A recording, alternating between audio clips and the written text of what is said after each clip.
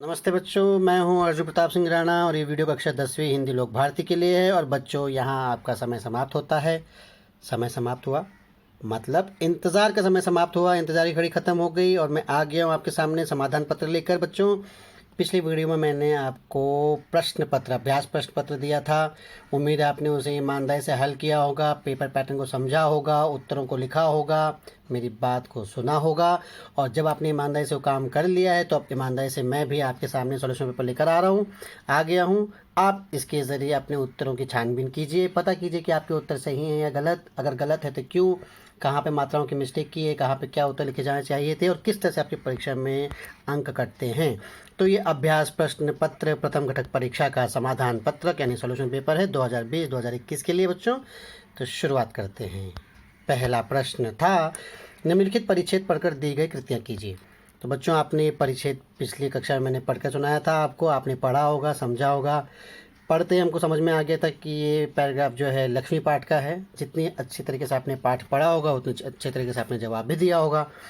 फिर वैसे मैं बता दूं कि लक्ष्मी को डंडे बरसाए गए, लक्ष्मी डरी हुई थी, डंडा बरसाने वाला कौन था, करामत अली का बेटा रहमान। और करामत अली को बहुत बुरा लगा, वो उठा, उसने लक्ष्मी के सर पे हाथ फेरा, पुचकारा, प्यार किया।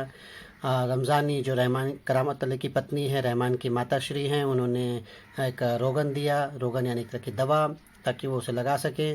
और करामत अली अपने अपने बेटे को दो तीन बातें सुनाई कि वो ऐसा कैसे कर सकता है, मूर्ख है, ये है, वो है। और इस आधार पे अब हम देखेंगे क्या प्रश्न है। आकृति पूर्ण कीजिए। तो पहला प्रश्न आकृति पूर्ण कीजिए बच्चों। मैंने जैसा वो कहा कि प्रश्न जिस आकृति में पूछी गई है उसी आकृति में आपको जवाब देना है। यहाँ पे पूछा गया, करामत अली ने लक्ष्मी को मारने की बात सुनी तब, जब उसने सुना कि लक्ष्मी को मारा गया है तब क्या हुआ। तो 4 उत्तरों में 4 बॉक्स में उसके उत्तर लिखने थे। तो आपने पैराग्राफ पढ़ा बच्चों, पैराग्राफ के आधार पे देखो क्या हुआ। सबसे पहले उसे रहा नहीं गया, वो परेशान हो गया। जब रहा नहीं गया तो वह धीरे धीरे चलकर बथान में आया। फिर उसने क्या किया, बथान में आने के बाद उसने लक्ष्मी के माथे पर हाथ फेरा। और फिर क्या किया, लक्ष्मी को पुचकार कर धीरे से उसकी पीठ पर हाथ फेरा। देखिए, ये चारों बातों पैराग्राफ में हैं बच्चे, चारों बातें। कहने का तात्पर्य ये है कि अब आपको रट्टा नहीं मारना है, याद नहीं करना है, पैराग्राफ से ढूंढ कर लिखना है। जितना ज़्यादा अच्छी तरीके से आप पाठ समझते हो, जितना ज़्यादा अच्छे तरीके से आपने परिच्छेद समझा हो, उतनी आसानी से उतनी जल्दी आप उत्तर लिख पाओगे। तो ये 4 हिस्सों में 4 उत्तर आ गए। 2 नंबर का ये हो सकता है और 2 नंबर आपको यहाँ पे पूरे मिल जाएंगे, बिना कुछ रट्टा किए, बिना कुछ किए। बस पाठ को समझना है, शब्दों के अर्थ समझने, और ये उत्तर आपके। लेकिन इसी आकृति में देने बच्चों, जिस आकृति में यहाँ पे मैंने लिखा है उत्तर, वैसे बॉक्स के अंदर आकृति बनाते हुए, तभी आपको पूरे अंक मिलेंगे, क्योंकि प्रश्न में ही बोला है आकृति पूर्ण कीजिए।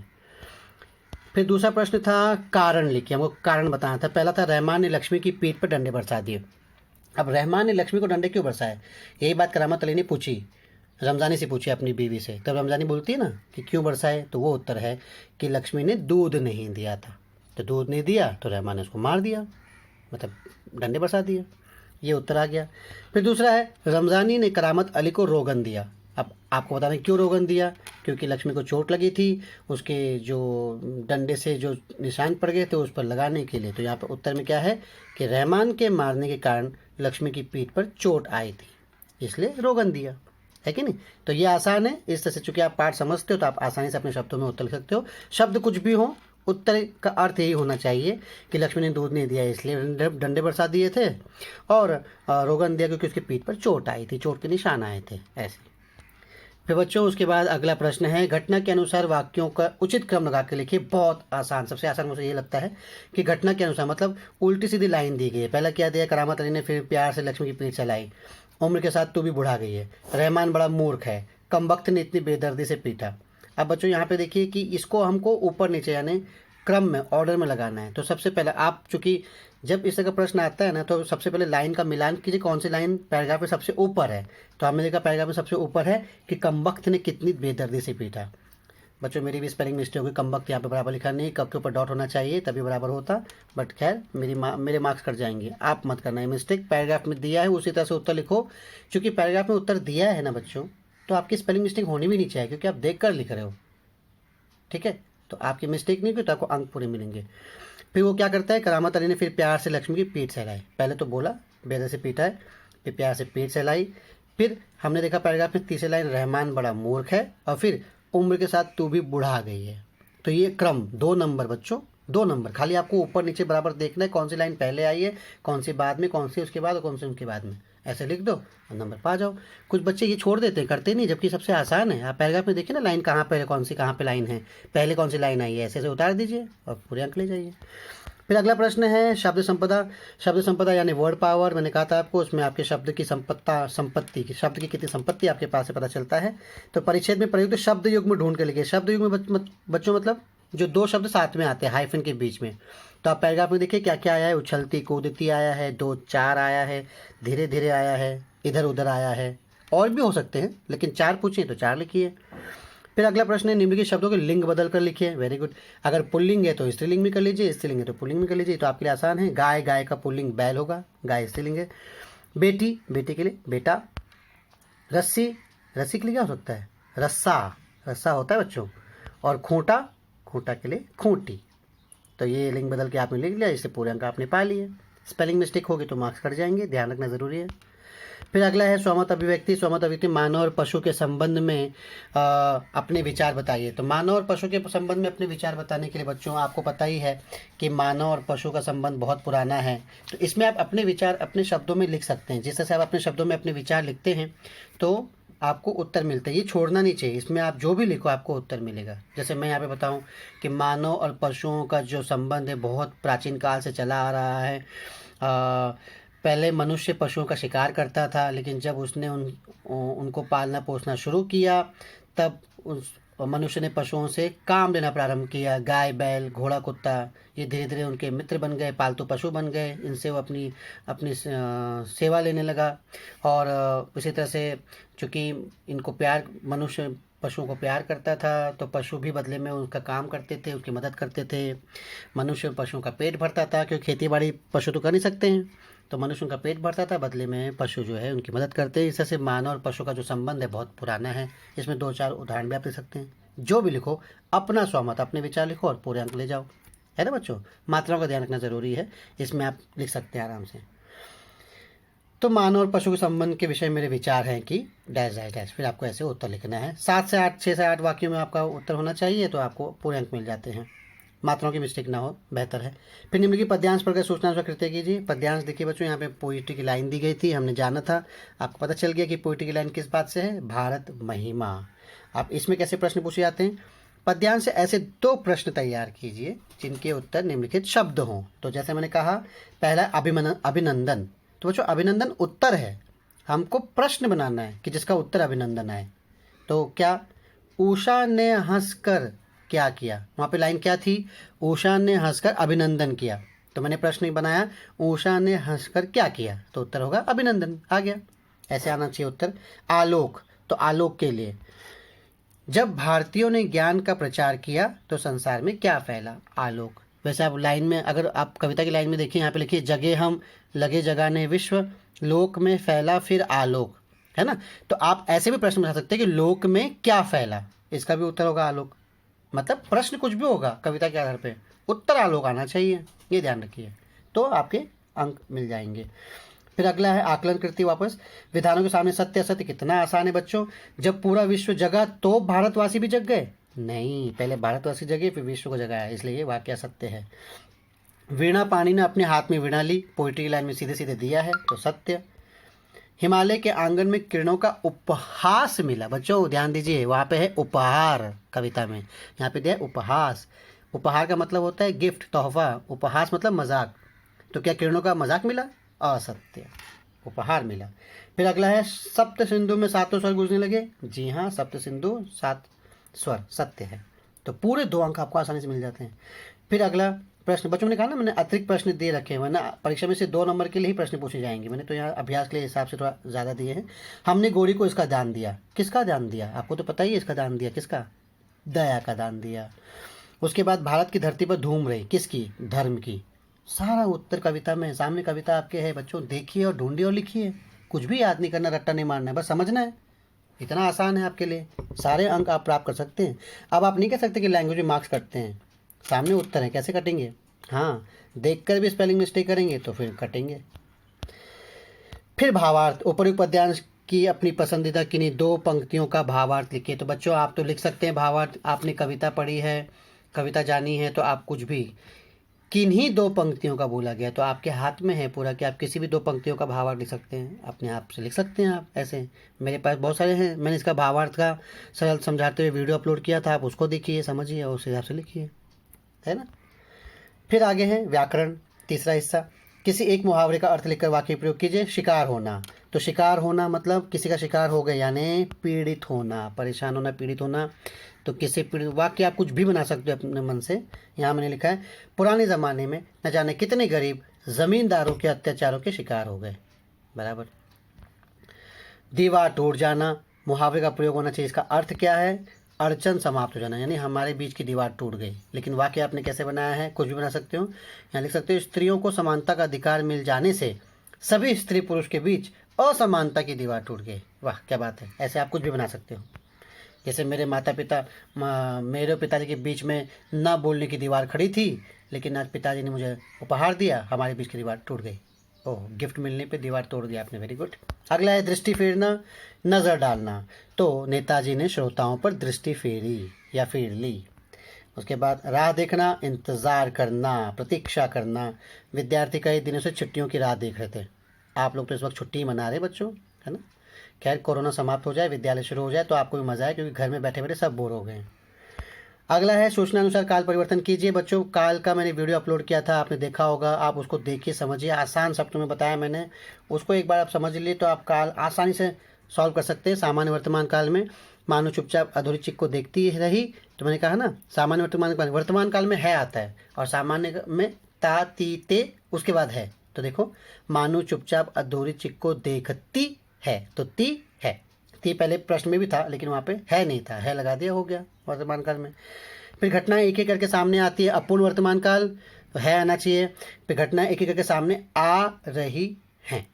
बच्चों यहाँ पे है पे डॉट होना चाहिए, क्योंकि प्लूरल सेंटेंस है, यहाँ पे मैंने डाला नहीं है, मेरे अंक कट जाएंगे, आप मत कटवाना। सिरचन चिक बनाने आता है, पूर्ण भूतकाल, तो यानी कंप्लीट पास्ट टेंस में सिरचन चिक बनाने आया था। है की जगह पे था लगाओ, एक नंबर ले जाओ। वीडियो देख लीजिए आप काल का, आपको समझ में आ जाएगा आसानी से।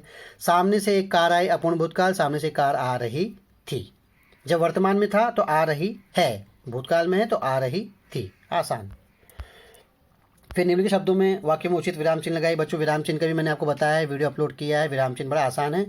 तो विराम चिन्ह, जाने दे बेटी, जी छोटा ना कर, ये भाव है, बेटी के प्रति भाव बताया जा रहा है माँ की तरफ से। तो जाने दे बेटी, विस्मय आदि बोधक चिन्ह, जी छोटा न कर, विस्मय आदि बोधक चिन्ह।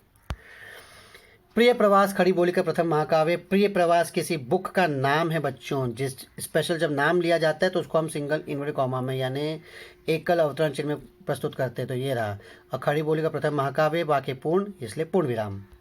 फिर लक्ष्मी के शरीर में एक सिहरन सी दौड़ गई। तो लक्ष्मी के शरीर में एक सिहरन सी, ये शब्द हाइफन के बीच में आना चाहिए। सिहरन सी, हम फटक से बोलते हैं ना, सिहरन सी दौड़ गई, तो और पूर्ण विराम। उसके बाद है अशुद्ध वाक्यों को शुद्ध करो। बच्चों वाक्य अशुद्ध पता चल जाता है। मैं मानू के साथ जाएगा, मैं मानू के साथ जाएगा, मैं मानू के साथ जाऊंगा। किसी पाठ में मानू एक शब्द है बच्चों, अगला पाठ या जब भी आपने पाठ पढ़ेंगे 10वीं में तो उसमें मानू शब्द आएगा। तो मानू चूंकि वहाँ पे बड़ियों की मात्रा दी गई, इसलिए यहाँ पे बड़ियों की मात्रा लगाया गया है। तो मैं मानू के साथ जाऊंगा, जाएगा नहीं, जाऊंगा। लक्ष्मी ने आज भी नहीं दिया दूध। नहीं मतलब तो नहीं होता है, हमको सही करेंगे, लक्ष्मी ने आज भी दूध नहीं दिया। ओके।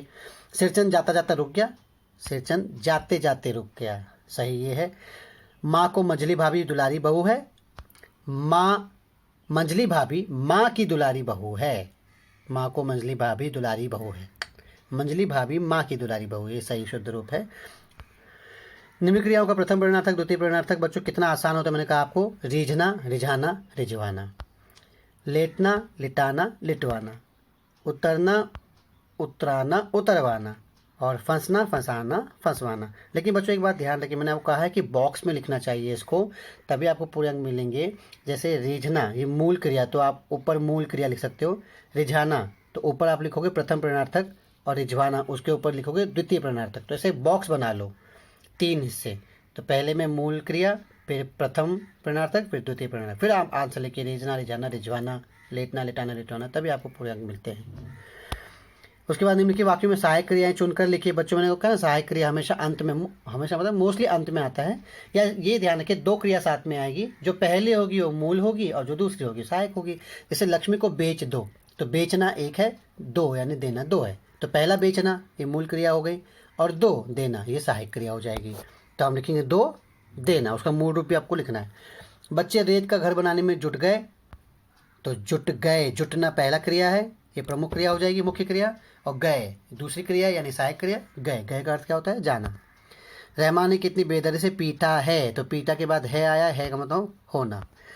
टैक्सी सड़क पर तेजी से दौड़ पड़ी, दौड़ना पड़ी, पढ़ना, तो दूसरा वाला पड़ी पढ़ना, ये सहायक क्रिया। सहायक क्रिया का वीडियो भी मैंने आपको बच्चों दिया था, उसे आप देखिए, समझिए, आपको आसानी से इसके उत्तर आ जाएंगे। फिर निम्न के अव्यय शब्दों का अर्थपूर्ण वाक्य में प्रयोग। सबसे आसान तो यही बच्चों, एक शब्द दिया और वाक्य में प्रयोग करना है। तेज, अरुण गाड़ी बहुत तेज चलाता है, रमेश बहुत तेज दौड़ता है, सिंपल। कम, उषा कम खाती है, भोजन में नमक कम है, आराम से। के पीछे, तो हमारे घर के पीछे एक स्कूल है, मैं सफलता के पीछे नहीं भागता, ऐसे तो आप उत्तर लिख सकते हो। और अंत में है रचना विभाग बच्चों, निबंध, मेरा देश महान, कुत्ते की आत्मकथा, मेरी अविस्मरणीय यात्रा, यदि मैं डॉक्टर होता। गोवा गए थे ना लेखक जी, तो उनकी अविस्मरणीय यात्रा उन्होंने पूरे पाठ में लिखी थी। आप चाहो तो अपनी यात्रा के बारे में बता सकते हो। डॉक्टर होते तो क्या करते? आज के ज़माने में तो डॉक्टर भगवान के बराबर ही, जो कोरोना से लड़ते हुए, कोरोना पेशेंट की मदद करते हुए, कोरोना पेशेंट की जान बचा रहे हैं, बड़ी बात है। मेरा देश महान, आपने भारत महिमा, बच्चों जो निबंध पूछा जाता है वो पाठ के आधार पर ही होता है। तो भारत महिमा तो मेरा देश महान, लक्ष्मी तो कुत्ते की आत्मकथा, जैसे मैंने पिछली वीडियो में बताया था। अगर मैं होता तो मैं मेरा भारत महान के बारे में लिखता है। बड़ा कॉमन टॉपिक है और बड़ा आसान भी होता लिखने के लिए, हम भारत के बारे में तो जानते ही हैं। तो जैसे मैं लिखता निबंध 80 से 100 शब्दों में मैं लिखता ना आराम से, आप भी ऐसे लिख दो कि मेरा भारत देश बहुत महान है, इसे हिंदुस्तान के नाम से भी जाना जाता है। मेरे भारत देश के 2 नाम हैं, एक है भारत, हिंदी में भारत, अंग्रेजी में इंडिया। इस भारत भूमि पर रामकृष्ण ने जन्म लिया, यहीं पर कई महापुरुषों ज्ञानियों का जन्म हुआ। मेरे भारत में कई संस्कृतियां मिलकर रहती हैं, यहाँ पे हिंदू, मुस्लिम, सिख, ईसाई, पारसी और अन्य समाज के लोग घुल मिलकर रहते हैं। मेरे भारत देश में कोने कोने में सुंदरता बिखरी हुई है और एक महान देश है।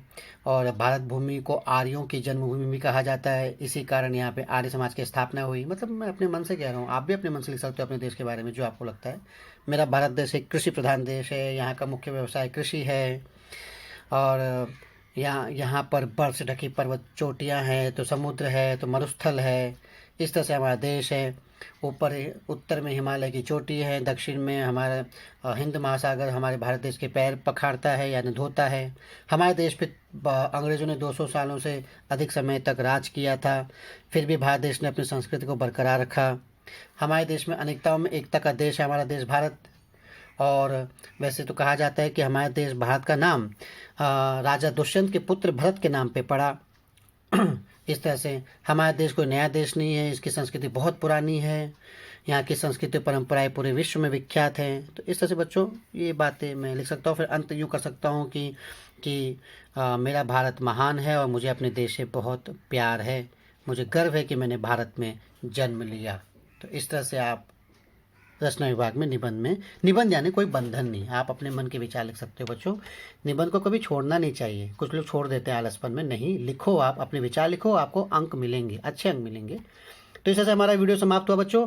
मैच कीजिए, उत्तर देखिए, परखिए और समझिए कि आपके उत्तर सही हैं या गलत। गलत है तो क्यों, सही है तो कैसे हो गए सही, पूरे अंक मिलते हैं या नहीं, स्पेलिंग मिस्टेक तो नहीं है, ये सारे अंक दीजिए और देखिए कितने मार्क्स मिले। और मुझे मैसेज करके बताइए कि आपको कितने नंबर मिले 20 में से, मुझे अच्छा लगेगा। धन्यवाद, शुक्रिया, ध्यान रखिए, बाय बाय।